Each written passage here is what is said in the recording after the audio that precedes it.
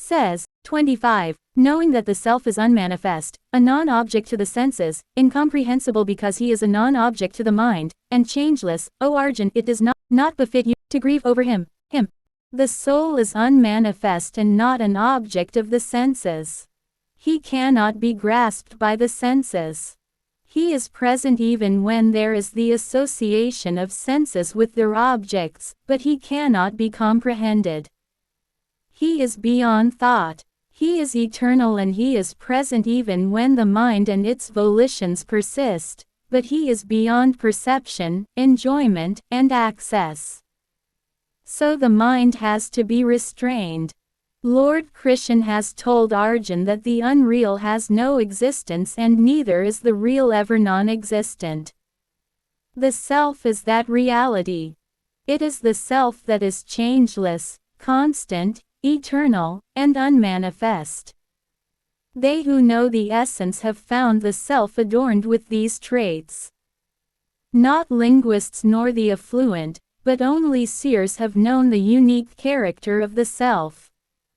In chapter 18, Lord Krishna will affirm that the Supreme Spirit alone is real. By restraining the mind, the worshipper sees him and becomes one with him. At the moment of attainment he realizes God and, the very next moment after this, he finds his own soul adorned with godlike traits. He sees then that this self is true, eternal, and perfect. This self is beyond the reach of thought. Free from any deviation, it is called immutable. Lord Krishna then uses simple logic to demonstrate the contradictions between Arjun's thoughts. Dehueo 50 Yatharth 26. You ought not to grieve, O the mighty armed, even if you think of him, the self, as ever born and ever dying. Arjun ought not to mourn even if he regards the self as constantly born and constantly dying. 27. Since this also proves the certain death of what is born and the certain birth of what dies, you ought not to grieve over the inevitable. Even the assumption that the self is ever born and ever dying only goes to establish that the born must die and the dead must be born. So Arjun ought not to grieve over what must be, for sorrowing over something which is inevitable is inviting yet another sorrow. 28. Why grieve over the matter, O Bharat Arjun, when all beings, disembodied before birth and disembodied after death, appear to possess a body only between the two events? All beings are bodiless before birth and also bodiless after death. They can be seen neither before birth nor after death. It is only between birth and death that they assume the form of a body. So why grieve uselessly over this change? But who can see this self? Lord Krishna answers the question thus. 29. Only a seer views the soul as a marvel, another one describes him as a marvel, and yet another one hears him as marvel.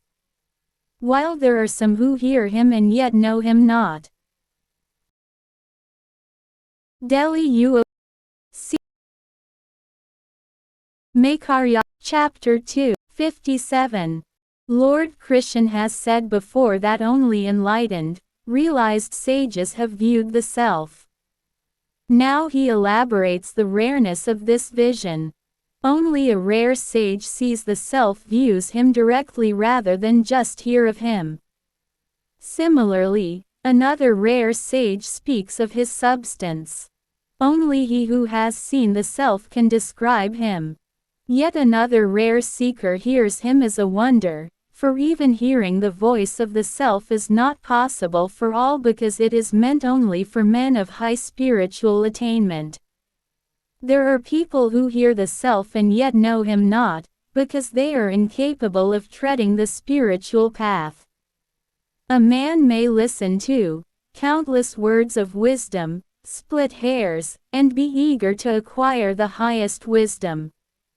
But his attachments are possessed of irresistible might, and after only a short while he finds himself reversed to worldly business.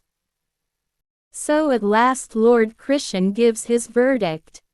30. Since the self dwelling in all bodies is unslayable, O Bharat, it does not befit you to grieve for living beings.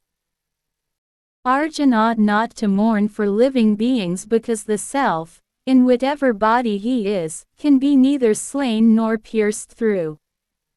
Duly expounded and treated with authority, the point at issue that the self is eternal is concluded here. But there arises another question at this point. How to realize and fulfill the self? In the whole of the Gita only two ways are suggested for this. First, the way of selfless action, Nishkam Karm Yog, and, secondly, the way of discernment, Jnana Yog.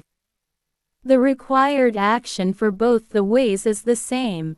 Stressing the necessity of this action, Yogeshwar Krishna says,